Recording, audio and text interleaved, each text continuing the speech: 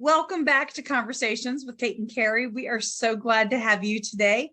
We are going to talk about how to make the most of all those training hours. Because as childcare staff, we have a ton of training, and we're going to talk about how to look for some specific training and some great ways to take advantage of those training hours. So Carrie, why don't you tell everybody about this lovely experience that you and I went through a couple of weeks ago. And in case you didn't see it and you want to see, you don't get to see the actual live experience because, well, we didn't tape that, but you do get to see our afternoon recap.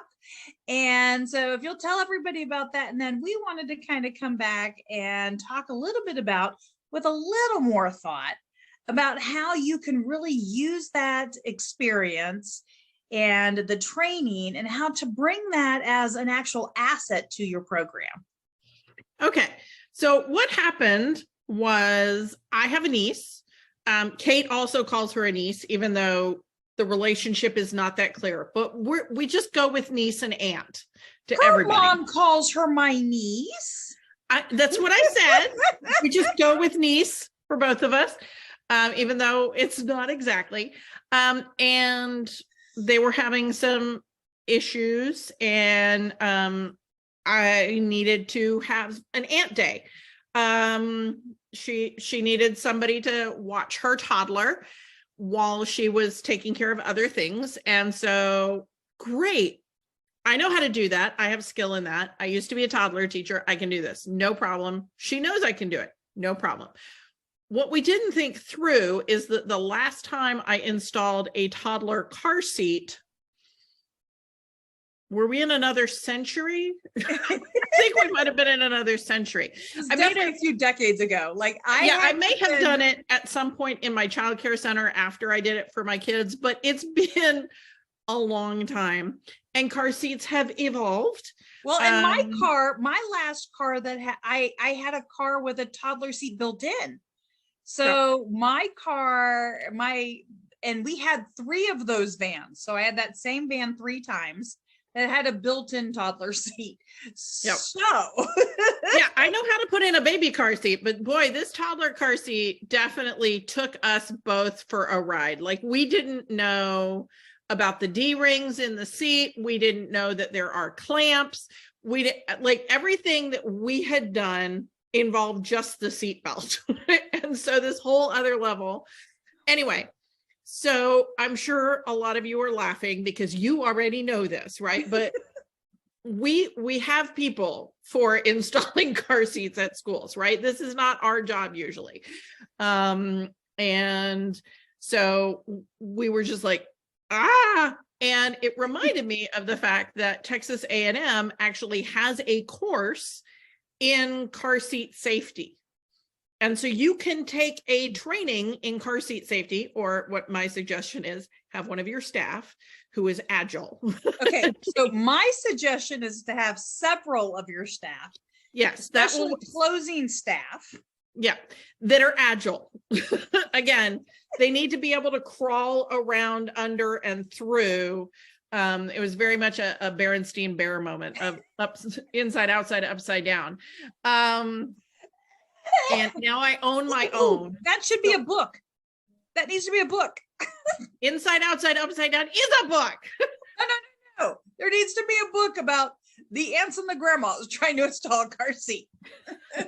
Maybe we'll do that. But anyway, so having your staff trained as a certified car seat installer and having that be part of what you market during your tour and say, so if you've got to have this list of people who can pick up your stop. Okay. She's trying to talk too much. Okay. So the first thing we want to do, and the first thing we wanted to do is to tell you about the story. So we told you about the story that we did not, we did eventually need to get mom's help in getting the car seat installed. And so once we got mom's help getting the car seat installed, we were able to take the toddler away.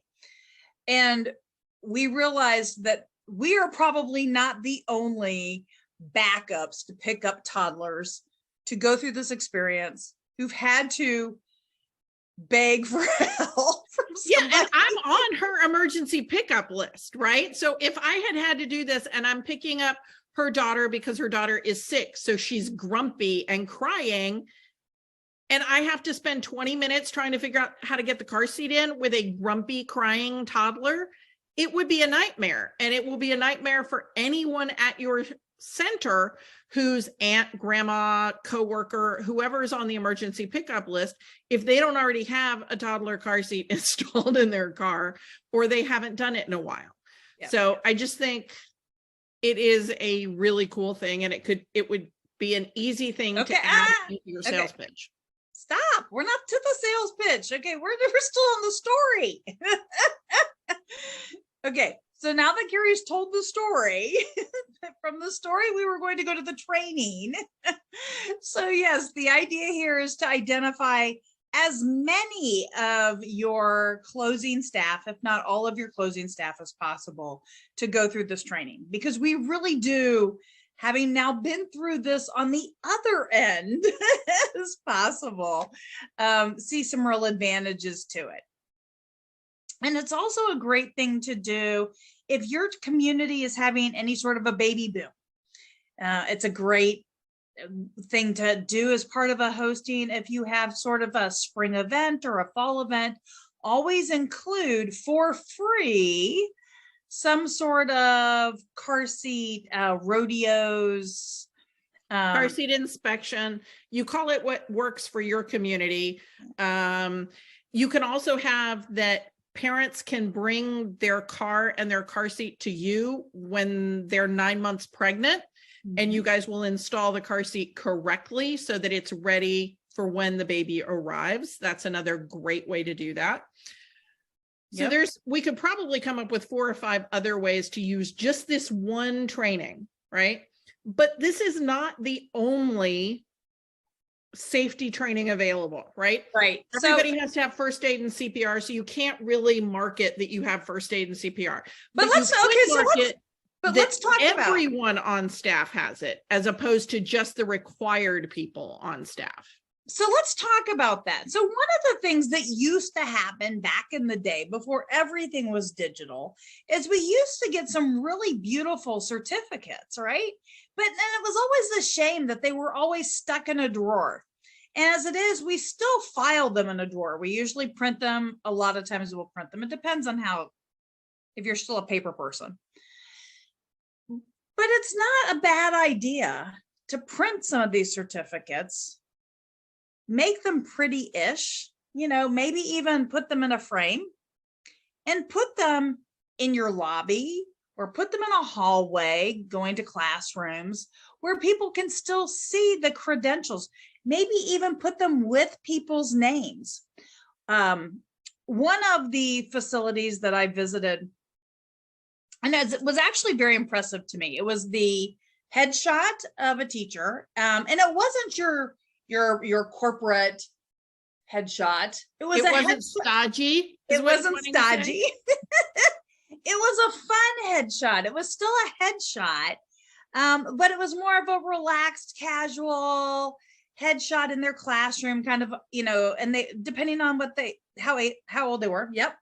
And I want to say, if you are not sure what we mean by headshots and how you would do that, go back to episode 47, which is when we had a professional photographer come in and talk to us about headshots and how to use photography with your school. Okay, go back. And his name is Josh Baker, and he's awesome. So go listen to it. Okay, so it was a headshot, and it gave their name, and it gave a little bit about their training or their experience, and then it gave their credentials, and it was great. And it was an 8x10. It wasn't so it was only like maybe a 5x7 headshot, but then it gave a credential, and it was framed, and it was outside of their room.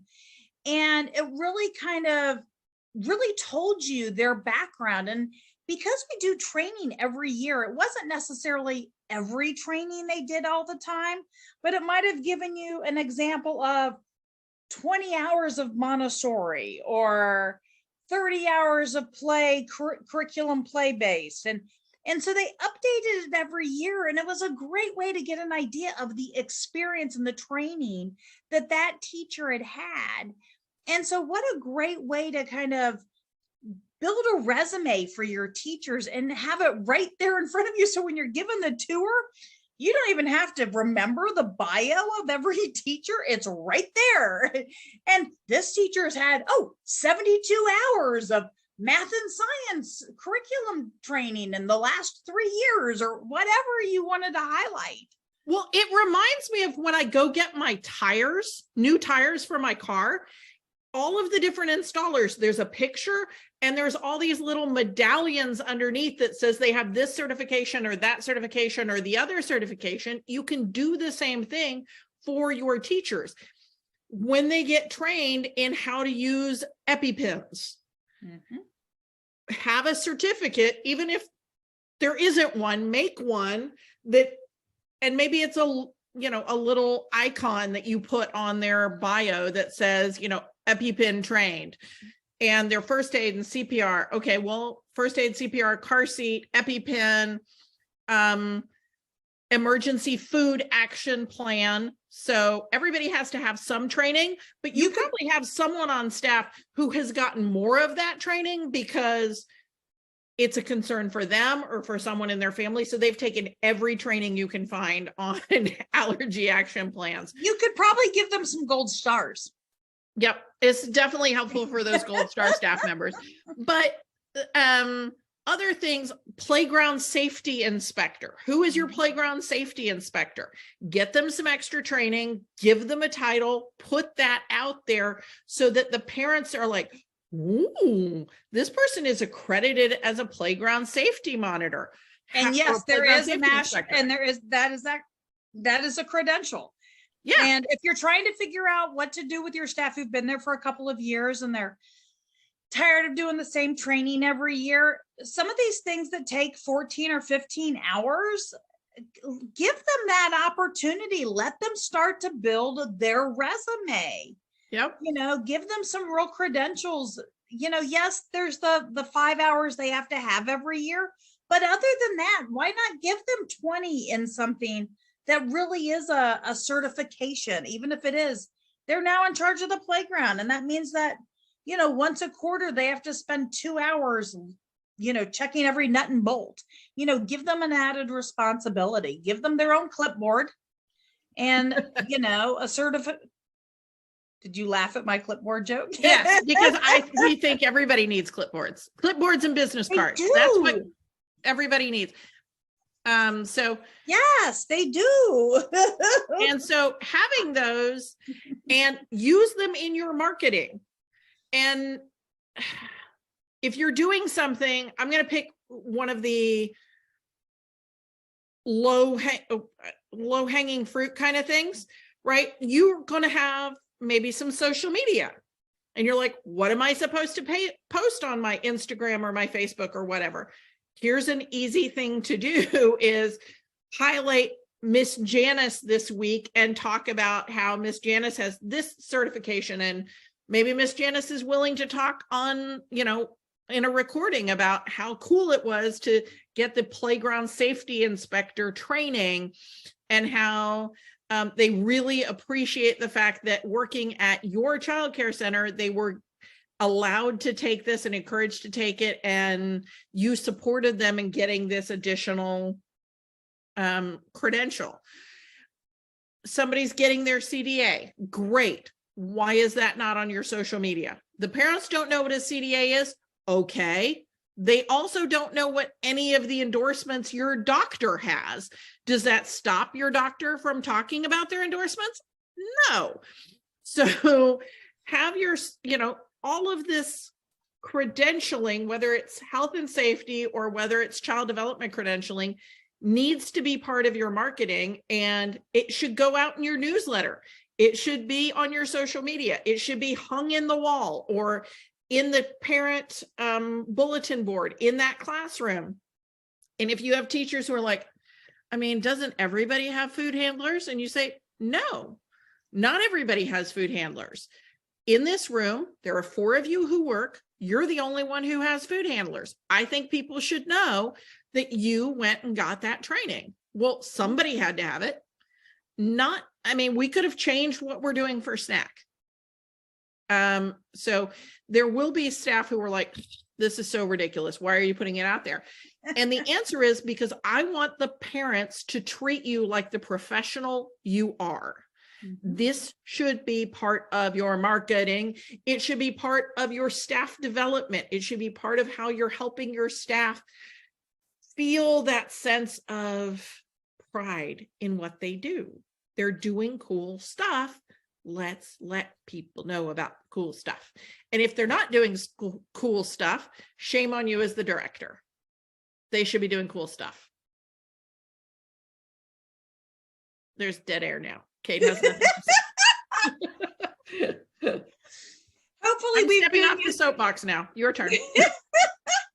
Hopefully we've given you some examples. If you are looking for some additional examples, let us know. When this episode drops, we will make sure that we put the links to the playground certification, the car seat installation certification, and maybe some of the other fun ones that we have found over the last few years. If you have some additional certifications that you think are great, that your staff have really enjoyed, let us know. We do know that a lot of curriculum, a lot of software that are common in child care centers also have their own certifications, their own levels, like you're a level 1 curriculum, a level 2 teacher. So they also have their own. They do recognize that teachers in child care centers do like gold stars. They like to have that recognition. So we like it too.